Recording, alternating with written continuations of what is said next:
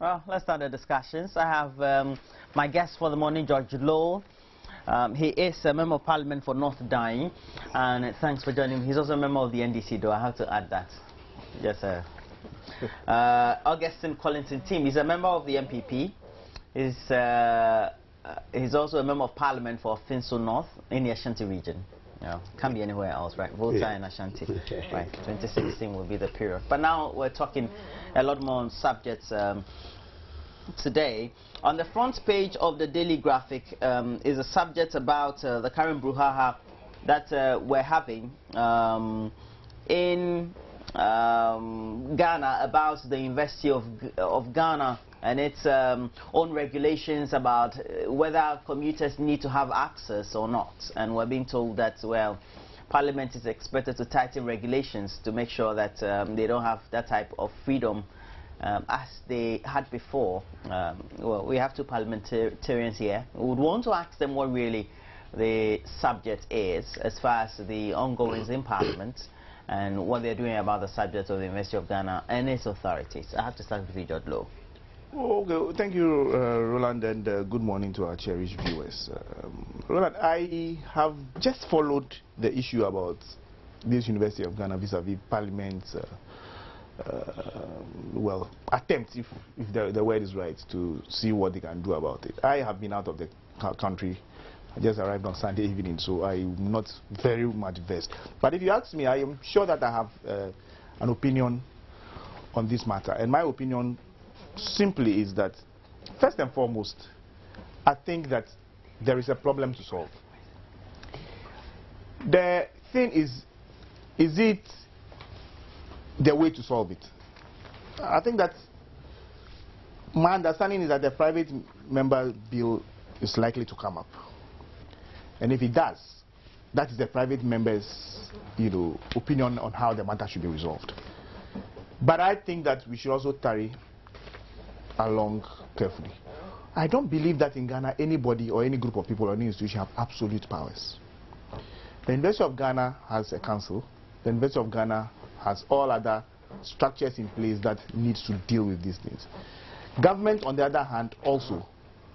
The reason that why government appoints the chancellor of the university and the chairman of council and things like that, or have representatives on those bodies, it is because government must have an input in all the things that they do. So I think that is the time really for dialogue. You see, when we begin to legislate to solve problems all the time, it doesn't, for me, it doesn't augur well for all of us, because then every day we should be on the lookout and start legislating. I think it's total, it may bring total chaos all the time. So I think that yes, everybody or any member of Parliament has a right to bring a motion if he thinks that certain things will be corrected is a way. I'm sure Parliament will look at it, and I'm sure that the right thing will be done across board. We'll all dialogue and see what happens. But what I want to say more importantly is that the university should do a lot of introspection. The university should know that they have been set up to promote things in this society, not to create chaos. Meaning? Meaning that any time they want to roll out a policy, they should think about it carefully and do. I mean, they are the ones who should be teaching us how to do these things. They are the ones who should be doing monitoring. They are the ones who should be doing evaluation of processes. They are the ones who should really do some research. Go out there and commission a small study, do some trials and see. And in Ghana, implementation of, irrespective of whatever good policy, implementation has been our bane. Look at the Adomi Bridge business. The last time I was very plain. I said it is because we take our people for granted. Because I don't believe that you have a whole ministry with all the knowledgeable technocrats there, and they can't handle the closure of a bridge vis-a-vis the alternative. I mean, it doesn't make. I haven't been able to understand it. I was telling the minister the last. I said, why didn't you do even a 2-week trial where you close the bridge half day, and then try the ferry half day and see what it is? Then you begin to make alternatives. So that at the time you say you are closing the bridge fully, you would have known what would have happened. Now you have to go and keep jumping and keep finding solutions, going around in circles. It's not helping. The University of Ghana must be very careful, because you see, that is the ivory. Somebody described it as the citadel of academic pursuits. Really? When we want to better our lot, we are expected to go through that process. Universities now. University of Ghana is not only I'm saying that the universities are the citadel of academic pursuit, where if you want to better yourself, human resource-wise, it is the place you go to look for best practices. But if the university is finding itself against the public in this way, I think there's a problem. Because, Roland, the university have always operated this way. But nobody has raised issues with it because of the way it was operating. Instead of jumping and trying to be macho because the government itself has reacted or public has reacted to a certain policy in a certain way and therefore they've been stopped from charging toll, the answer is not to come out and say, I'm macho, so okay, I'll teach you where power lies. We must balance these things so that we leave Parliament to focus on more pressing issues that confront this country. And the university is better for it. So I think that, again, my caution goes to the university administration that they must demonstrate that they should be the model where things work best. If they can't do that, then they failed Ghana. Mr. Intim, according to the story that's emanating from Parliament, the private members' motion or bill or the bill would allow free entry into the university by all manner of persons. Other than that, we'd had the restrictions within Section 3 of Act 806 that had only confined entry into the university unless you have permission, etc. Yes. And we know all these started as a result of the fact that, well, the university decided to go for a loan somewhere to construct roads that, other than the usual period, would have been undertaken by government in making sure that those facilities are implemented. Yes. Well, this is my first time of being on your show. And no problem at all. And no difficult. I just want to use the opportunity to greet my viewers, particularly those from my constituency who are looking or viewing. I think that, as you rightly said, government exists to provide convenient environment for all the agencies to operate. The construction of roads, as per statute, it's not the statutory duty of the universities. And looking at it in terms of the level of deterioration of the roads in the university and all other universities in Ghana, I think that the decision for the University Authority to take the bull by the horn was a good innovation. It was a good innovation, and that you mean to go and take the loan and... Yes, I'm coming. It's a good innovation to be able to develop the university. Now, I think that the Universities Authority themselves alone will not be able to go to the extent of taking a loan to undertake such infrastructure without due cognizance of the Ministry of Education. Or even the Ministry of Roads. Or the Ministry of Roads. I don't think that. So, right from the beginning of the brouhaha, you realize that when you contacted the ministry, they were very applausive of what they invested. Very receptive, really. Very receptive. The minister was even there during the initial inauguration. Good. So the situation, what happened thereafter? I don't think that the government, the way he's handled the university issue is the best. Why? It's not the best in the sense that the universities exist to promote education, academia and all that. And the government is supposed to provide all the congenial environment, including the building of roads and all that. To the extent that the government is sitting down unconcerned, and to the extent that the University Council has to consult government through the Ministry of Education and Transport to undertake such projects, which is laudable. Hitherto, if you go through the universities, the kind of potholes and the hurdles that one has to go through, it was an eyesore. So therefore, I think that the government should wake up and find a convenient environment to be able to discuss the issue of the loan. The issue of the university trying to impose levies and whatnot stems from the fact that they need to address the issues of the loans. They need to service the loan. How are they going to get money to do that? Well, we do understand that. So therefore, I'm coming. I think it's an attempt, it's an indication of a failed government obligation. You are going to the realm of politics there. I think that now the whole concept, as mooted by the World Bank, etc., is the issue of public-private partnership. Good. Now, if that is the concept, and now the University of Ghana, a quasi-public institution, decides to undertake its own development with the concerns of the supervising ministry, etc., and you're giving that permission, where lies in then the concern being raised by the public that perhaps a policy in which you introduce or you already was practicing now is being restrictive. It doesn't inure to our benefit. Yes. They have the right to raise those concerns, don't they? Yes, but the extent to which the university is going at this point, now that government is expressing concern that it's trying to make do with the loan, I think that what the university needs to do is to sit down with the ministry and look at how best they can seek government commitment to redeem those loans, because that has been the driving factor. Otherwise, the universities are not so much eager to take monies from people just because they want to undertake their own development, because they have a compelling issue of having to honor the loan, and the government is not showing so much. But that's not an excuse, though, because we have various agencies around the world that take, whether it's a loan you went into a transaction with the commercial bank, etc., to undertake whatever. And that's the point is you need to make sure that you introduce means by which you can do all those recoveries, but within stated regulations and laws. Now, the university is a public agency. Whether they like it or not, they will have to interact with the public. If you go against public opinion, it also doesn't augur well for your operations.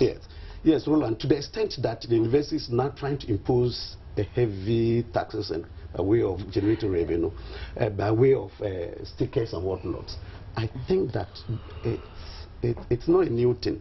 But because it's within its laws, though I need to remind you about that. That's what I'm saying. It's not a new thing because it's something they have survived. They have existed for the past.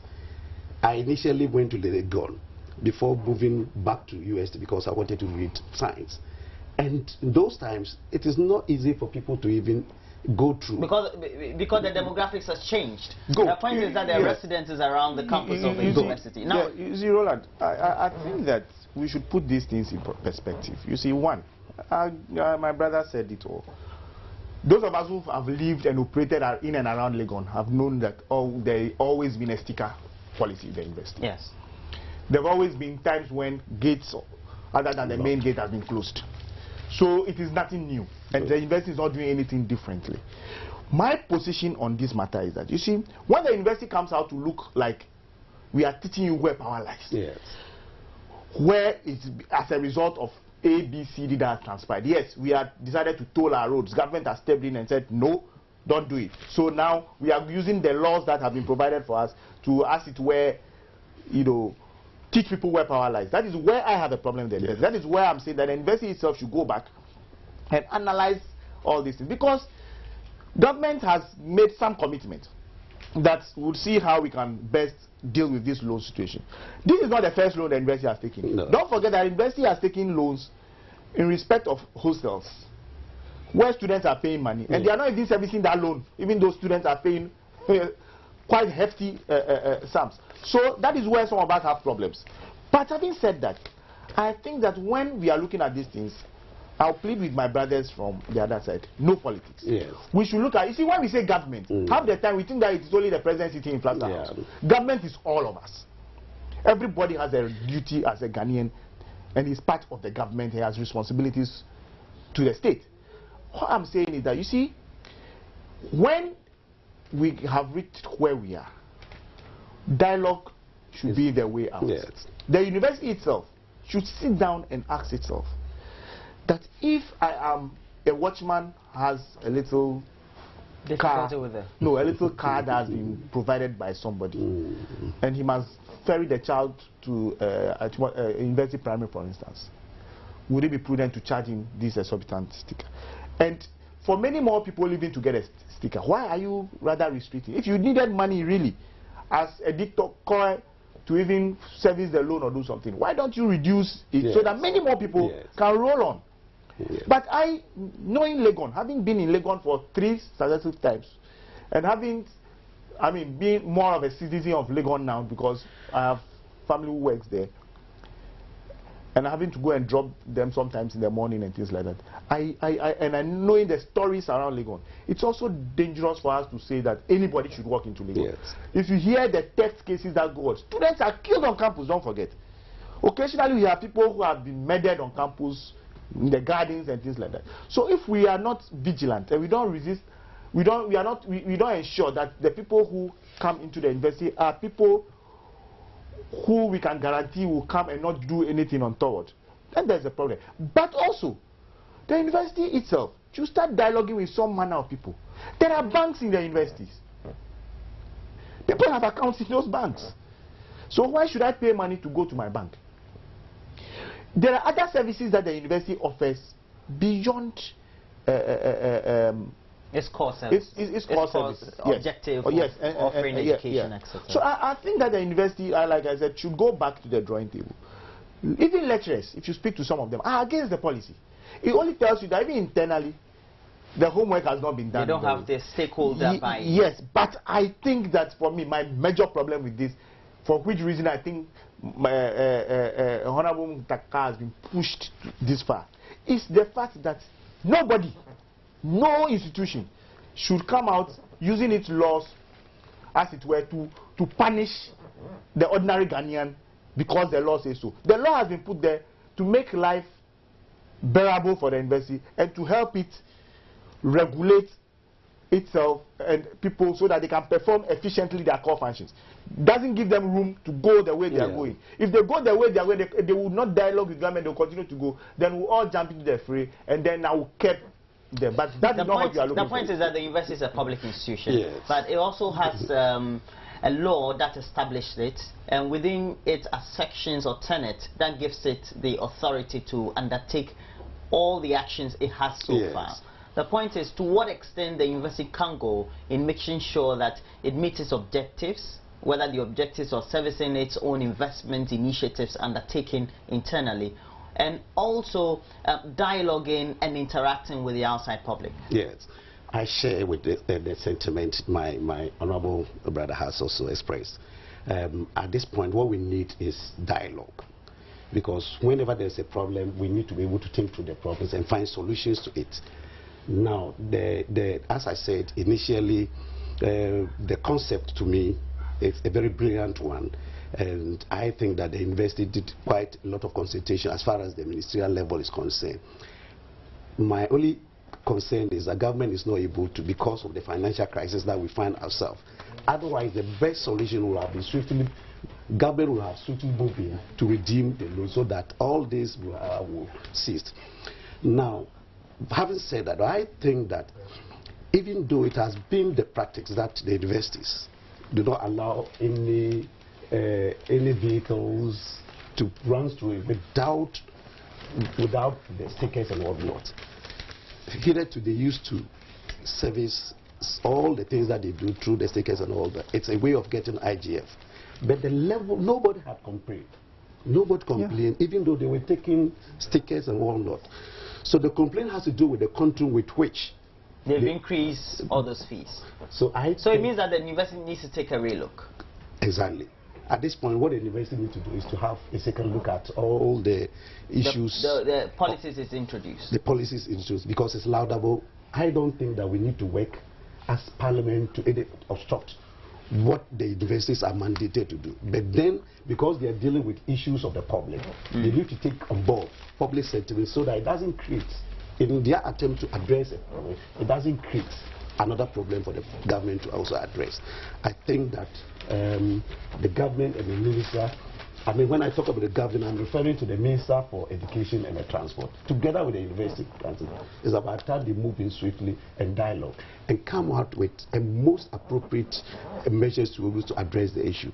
I don't think the university will have any problem if they have the assurance that you will not have any difficulty in the payment of the loan.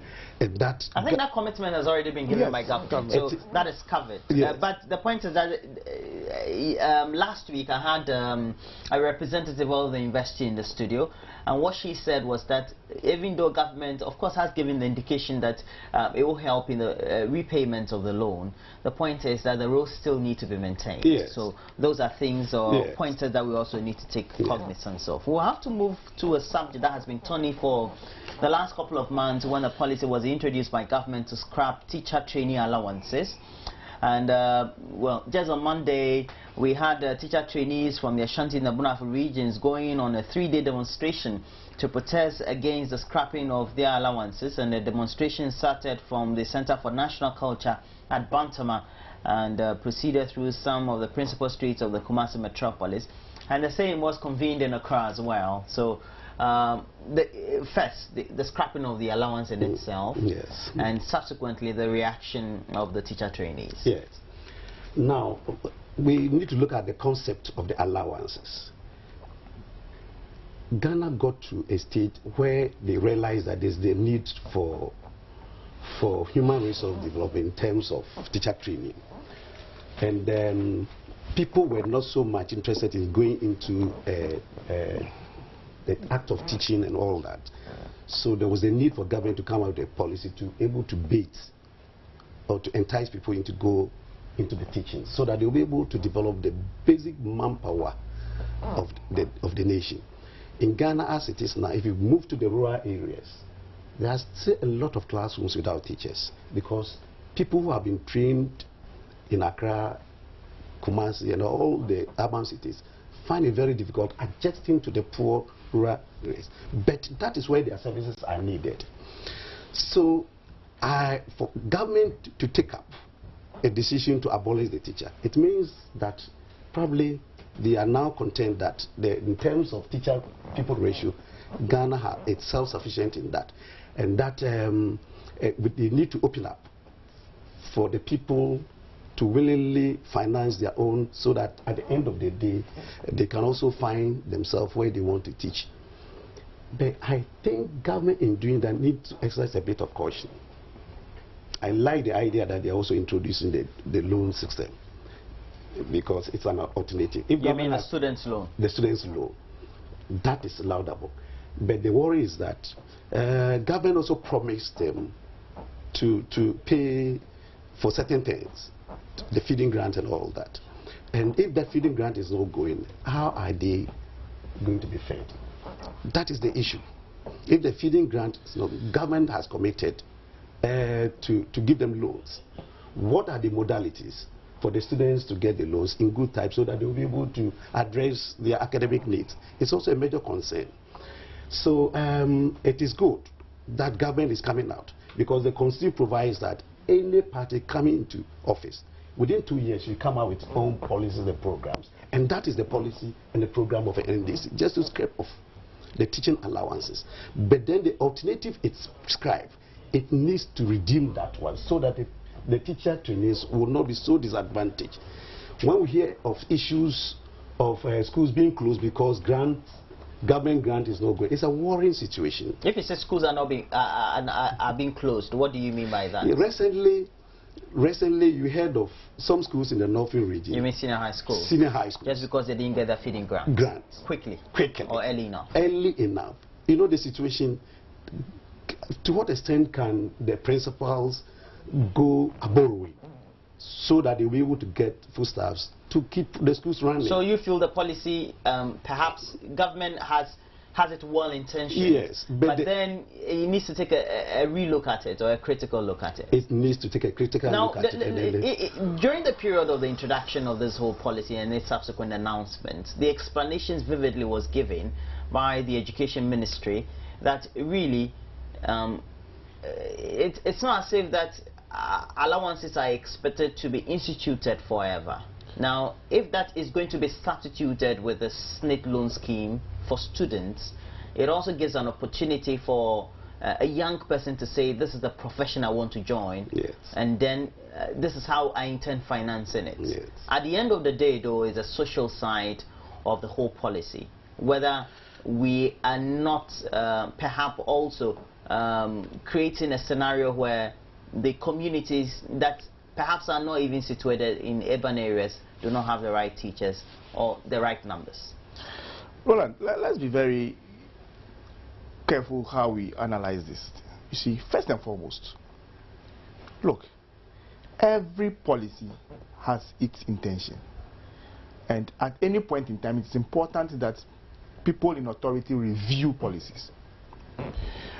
Look, Roland, these teachers were in teacher training college, you were getting certificate A and things like that. Some were going through and becoming people teachers and all that. Now, government has made the first move by saying that now all these teacher training colleges are becoming colleges of education. Therefore, they have been upgraded from secondary educations to tertiary educations, or pre-tertiary education to tertiary education. Yes. Okay? So from day one, the paradigm has changed. Now, with the issues of tertiary education, government's policy is that anybody in a tertiary institution gets a loan from the Students' Loans Trust to finance their education, to help them go through the tertiary education.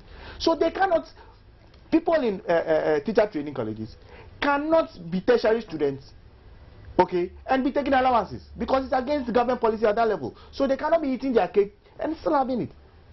So even from that angle alone, I think that whatever strikes and demonstrations that are going on is ill-informed. They must understand what policy is, first and foremost. Yes. Two, as a member of parliament, you will marvel at the number of people who want to go into the training colleges and will not get admission because government is saying that if we take so many students, we may not be able to pay. Just because of the budgetary commitments. Thank you. So government is from now the consolidated. Yes, so government is saying that, okay, if you agree to roll on to the student loan fund, because it's not purely a government fund, it's SNIT and government that is working it out. We are willing, you know, to enroll many more people, to increase the numbers, so that, like he's saying, we will have teachers everywhere and get the full complement of teachers for us to teach. We are in a process where, at the time it was introduced, it was serving Ghana well, until it got to a time where people began to see it as a stepping stone.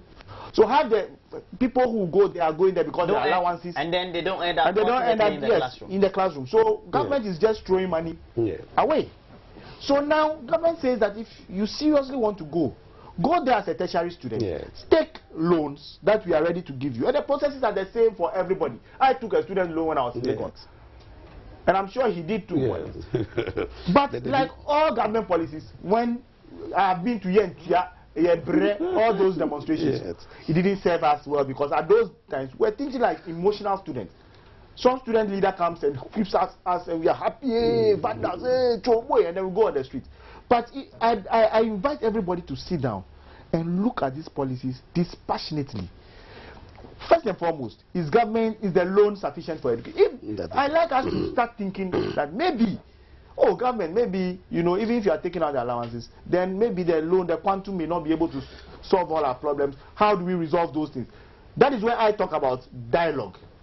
We should begin to, and I'm shocked that you have bodies like NATS coming out and just condemning without even providing alternatives. We have educational crisis in this country as I see them, meaning that if you look at the results that are coming out from our various districts, we are not proud of it.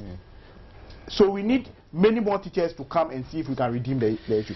But having said all that, I think that every member of the community or the educational community should please take a step back, analyze the policy, look at the arguments pro and cons, and please help shape the dialogue. All these issues of we don't agree doesn't take us anywhere. People, even where they don't agree, should be giving us alternatives which is even better than what government has proposed. As we sit here and as it stands now, I think that one, expansion of access is important because we need the numbers to be in the classroom to teach. Two, and we can even export teachers. So, for me, the number of teachers that we produce is not a matter. If 1,000 people will get the access, so be it. Each year, let's churn them out. And then we'll begin to find places for them as time for it. Two, that you see this issue of I'm giving you allowance, I'm giving you allowance, I'm giving you allowance. you'll be surprised what those allowances do. Roland, I will invite you as a media person to go to the training colleges, talk to the students. 90% of those allowances don't end up in the students' pockets. The schools themselves find funny ways of taxing them, charging them that, taking their source. So eventually when allowances come, it's next to nothing.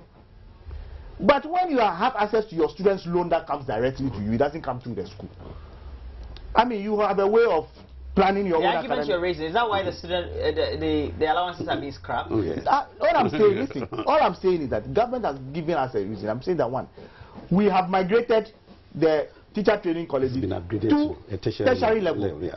And at the standard of the policy is that no allowance for you. No allowance for you. Take a loan and you made your point, Joy. Now, Mr. T, we have to take a look at a subject which is critical to many people.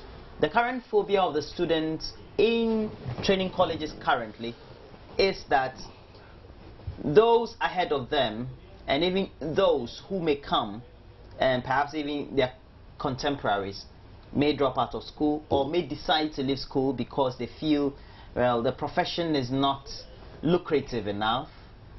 2, they may not have a lot more people enrolling into training colleges. 3, and perhaps we may not meet the subjects or the very pertinent issue of pupil-teacher ratios that we know is in deficit. If we introduce the current system, or we continue practicing the current system as it has been introduced as a policy direction, do we think that we have really given it that very projection that at this number of years, these are the number of teachers we're going to produce to meet the current deficits that we have? Yes, thank you so much. But Roland, before I come to that, my honorable colleague made a very incisive declaration about the education system that we have. Truly, as he said, education systems in Ghana, it's in crisis. When you consider the results being channeled from the BEC, it's so serious. It's so serious. In my constituency, North North,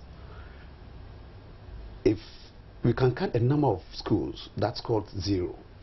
If you go through several... You mean junior high schools that did not pass at all? Yeah, that did not pass at all. You mean one student didn't get all the 6 subjects to qualify into a senior high school? Into a senior high school. Really, in Ghana? It's so amazing. It's so terrible, and it should be a major concern. It should be a major concern to us as Ghanaians, us as politicians, and then the policy makers. That is where we need to focus our minds. And so this very policy, would it address the difficulties? I don't see how it's going to address that. I don't see how it's going to address that. But then, looking at the economic situations of government, and the fact that the Constitution mandates every government, every party coming into force as government to come up with policies and programs, that is the policy of the NDC. We cannot. Nobody can. But the question is, would it inure to the benefit? I'm coming. The question is it going to address the issue of quality education that the NDC touted about? And the answer is no. Because, as you said, people, the apathy in going into the training colleges, it says that within the next couple of years, if you don't address it, the numbers may dwindle. The numbers may dwindle. Roland, the numbers, it's a serious issue, and that the government will have to avert its minds to that. We need to look at people within the rural settings. Because sincerely, when I heard about the policy, the first thing the first opinion I formed in my mind was that, I mean, from when I was a little boy to the time I grew up, maybe my contemporaries in secondary school, etc., I knew that many of them who didn't have access to the universities and polytechnics decided to go to the training colleges. Some of them have ended up as teachers. Some are even lecturers in the university today. Some are lecturers in the university. But what sustained them also was because of the allowances. Good. That also motivated them to go. That's the point. That's the point I'm dragging at. And at one point in their lives or the other, they feel a certain void within the educational system. And they have to leave. Yeah. So we need to look at the whole educational system, the structure of the educational system together. We don't need to do a fussy-passy approach of addressing the challenges in education. We need to have all the issues concerned addressed. If it is an issue of teacher, the question we should ask is it going to address the deficits ratio that we have, especially in the rural areas where people find it very difficult to even get teachers to. Is it going to address that? Roland, it's so interesting. You see, it's so interesting when the argument takes this form, because Roland, first and foremost, believe you me, I'm again challenging multi-TV or multimedia. Go and look at the numbers. The number of students who apply to go to training colleges. We do understand. Yes. No, I'm saying that you go and look at the numbers. And the numbers that are not giving the opportunity simply because the facilities, government does not have the wherewithal to pay the allowances for those. So the schools themselves will not be able to admit those students. So that is one. Two, don't forget that as a party, our mantra for education is access, is one of it. So whatever will make us get more people into the schools. Wait a minute. Two, you are right. Quality education is another of our mantras. Now, how do we ensure quality? Roland, we are upgrading a school from pre-tertiary to tertiary. Their faculty, now you go to the teacher training colleges. Their faculties? They are faculty. When I say faculty, you understand it in academic terms. The teachers there, most of them have now gotten second degrees and things like that. So even those imparting the knowledge of them the quality has improved. And so we expect that the teachers themselves will leave. The courses have been realigned. You know, so access quality is something that we are working steadily towards. But you see, this whole issue of Roland, you make the point where people who migrate or transit from one place to another, some becoming lecturers and things like that. It doesn't happen with only teachers. But let me ask you a question. The teachers teaching in secondary schools, who went through the university, immediately they finished their SS, how do they end up in the classroom? Didn't they go to the universities? Didn't they take student loans to educate themselves? Yes. So we are saying that now we have upgraded you to that level. So you are no longer where you used to be. At that level, it's like you being maybe an ordinary citizen who has been made a minister. And we are saying at the level of a minister, these are the things you must do. Basic. And you see, when access increases, then you are curing what you are worried about. That in the rural areas there are no teachers. When we could produce a lot more teachers because we're giving many more people access to the training colleges, obviously we'll be able to fill the classrooms. So we actually are solving the problem. And the Honorable, please let's... But you've just introduced a policy, so when I solve the problem... Wait a minute, hold on. Let's also not pretend that a lot of these things, we are just crying foul where there is nothing wrong has happened. Honorable, you, as you sit here, can you tell me that you are not supporting students who are in training colleges, who are receiving allowances, and yet you are supporting them? Are you not supporting students who are taking... Are you supporting who are receiving allowance, you're supporting them? Are you not supporting students? Are you not supporting students? Are you? Yes, I am. Are you not supporting students who are in universities? You are supporting them even though they are taking students loan. I am.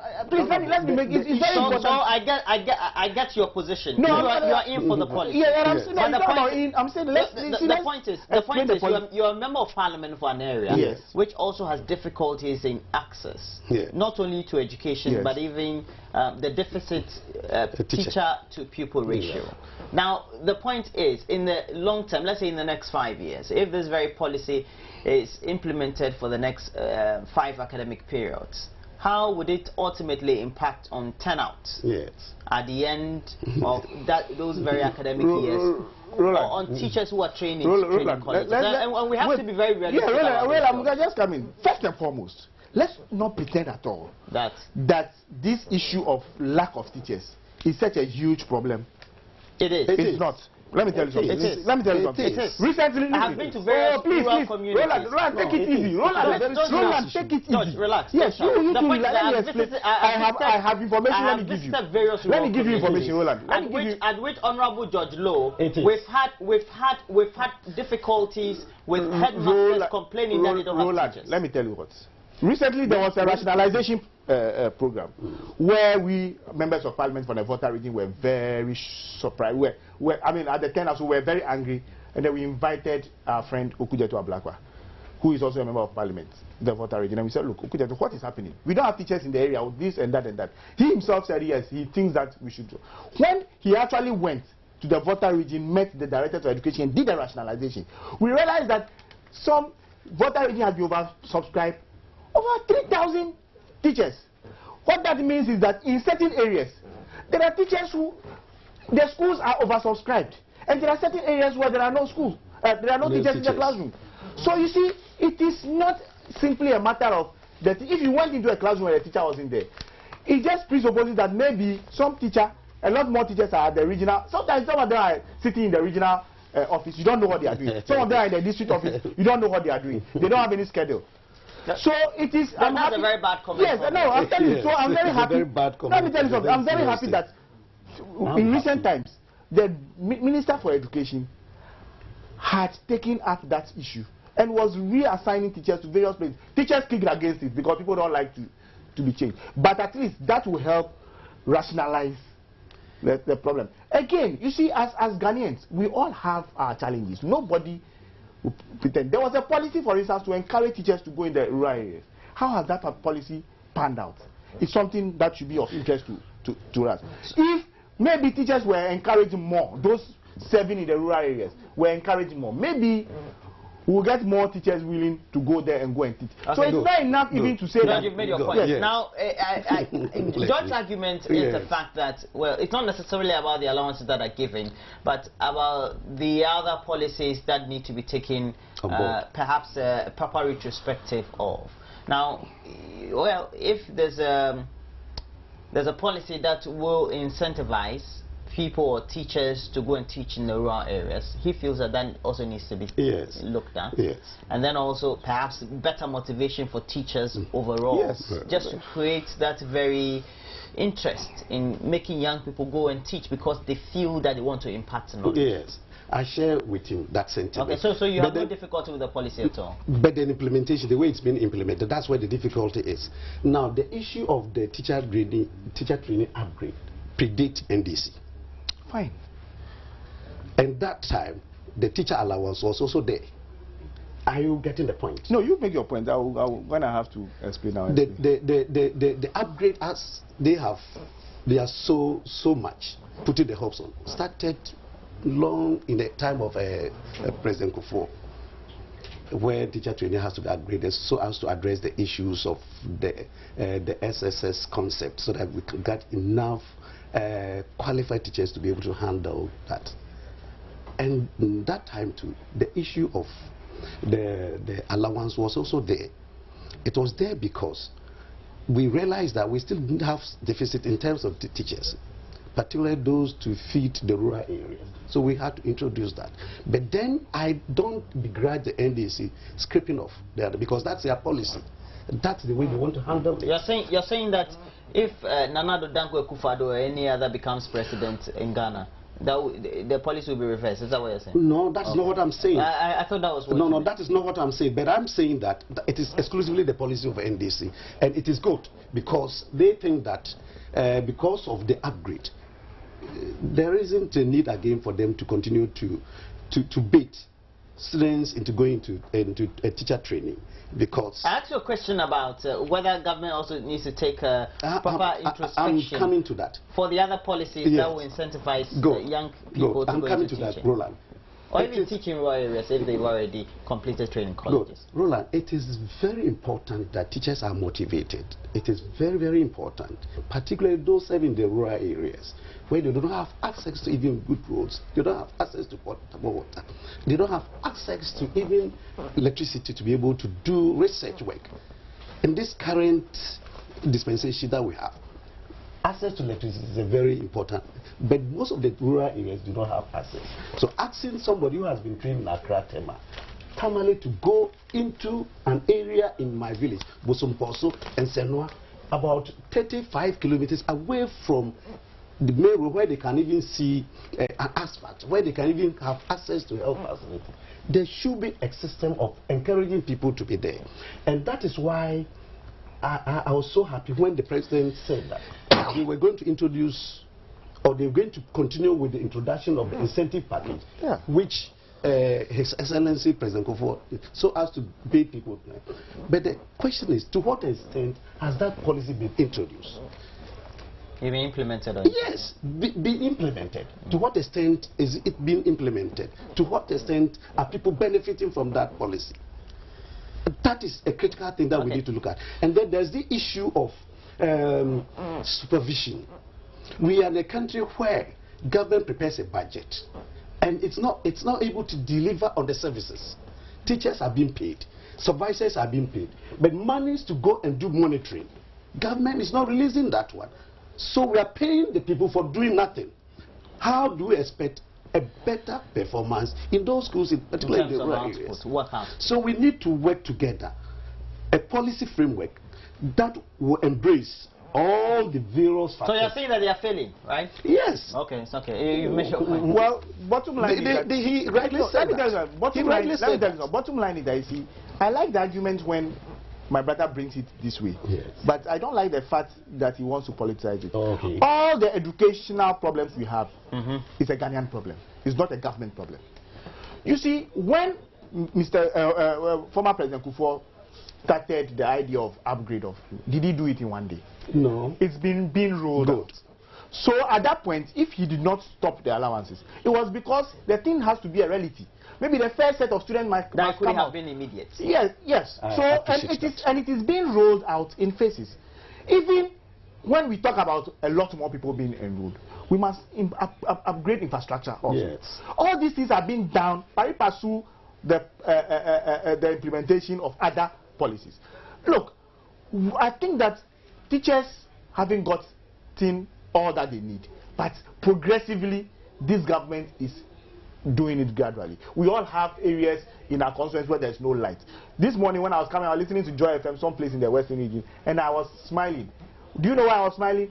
I agree that teachers must get electricity. I agree that all communities must get electricity and solar lamps and everything. But the reality on the ground is that, Roland, when I started learning, when I was in class 1 and class 2 and I lived with my grandma, we didn't have light. Yes, that's true. And yet we made it to be who we are today. Yeah. I'm not saying, I think that times have changed enough and that government progressively, but I'm happy that that's why the president was touting the fact that in Africa, if you take out South Africa, we are the only country that has 75% coverage of electricity. And progressively, yes, we have energy crisis now. But if we're able to resolve it by 2016 as president promises, we should have electricity to every politics is coming. No, everybody should do it, and we should do it properly. Okay. The Chronicle has on the front Iyoko misapplies seized funds. And the story is very intriguing because it starts by saying the Economic and Organized Crime Office, Iyoko, an institution mandated to fight crime, etc. in Ghana, has admitted it had used funds seized from people it is investigating to run the organization.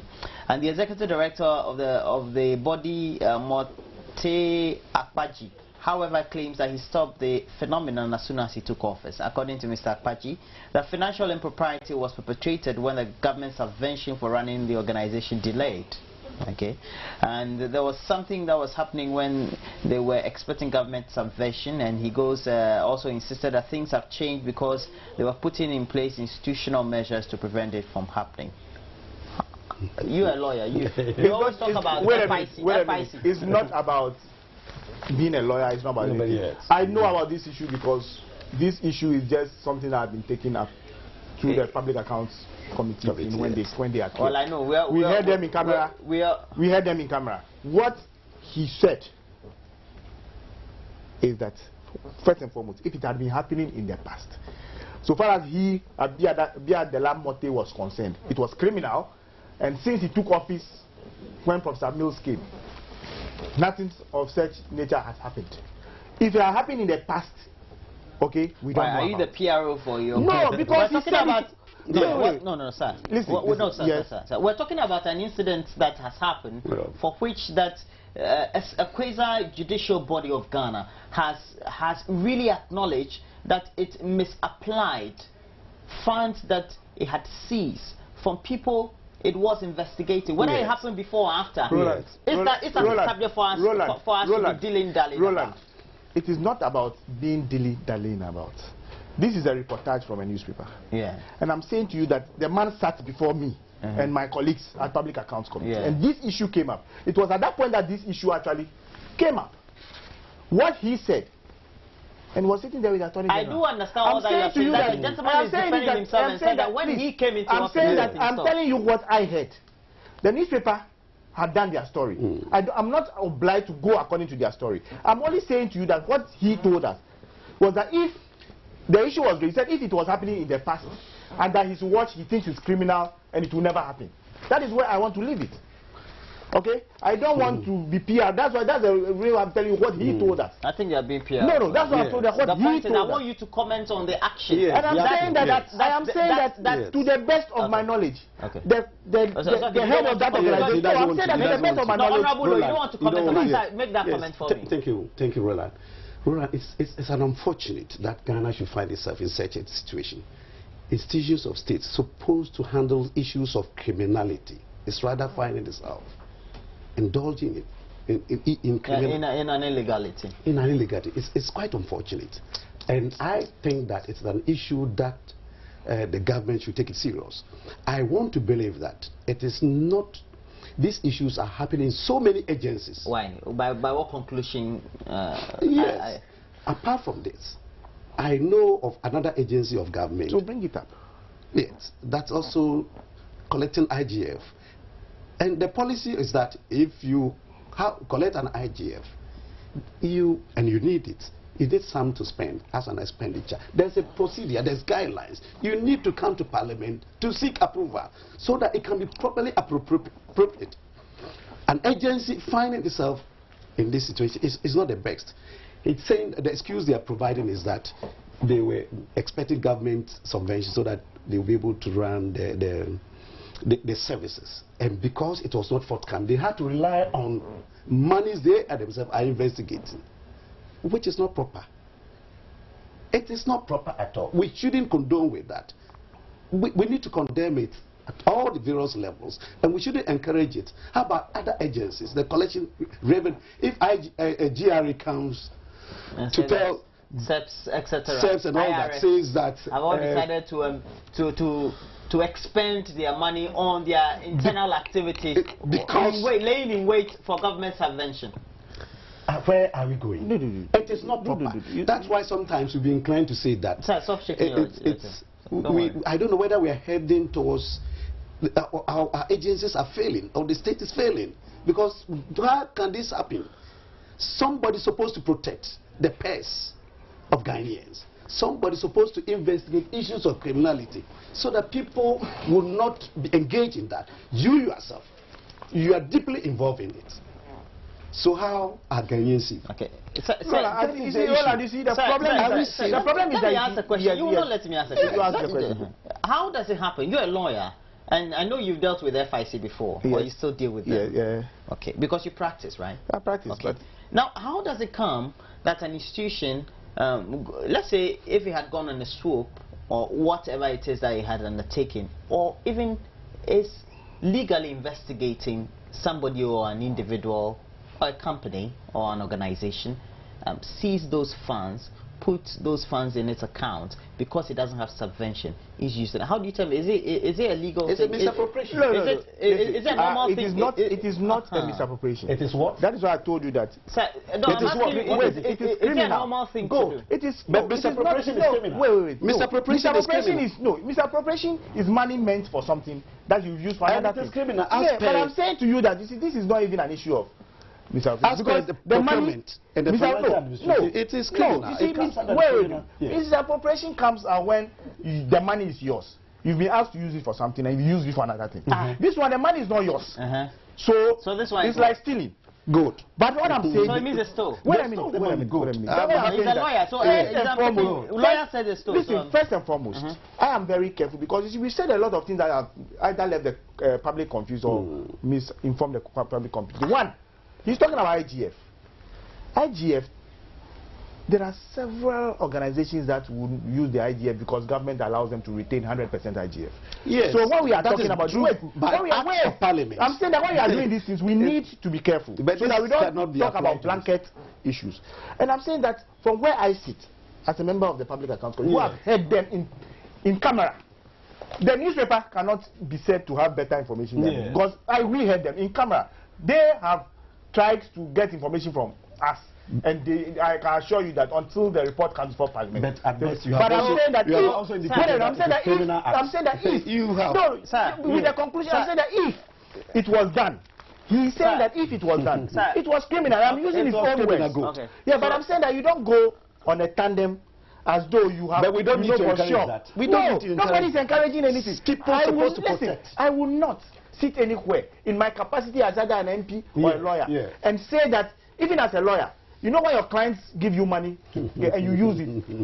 The General Legal Council takes you up. Good. So it is something that we mustn't condone. But I'm also saying that, you see, people have held positions in this country, and I don't want it to look as though if we don't have the evidence that they were doing it, you go making it so blanket for it to look like. I mean, they should call Mr. Kujo, Theophilus Kujo, who was SFO director, to answer to those questions. All right. During President Kufuor's time. We're taking news on the hour. And when we take the headline news, we'll come back and conclude our discussions for the morning.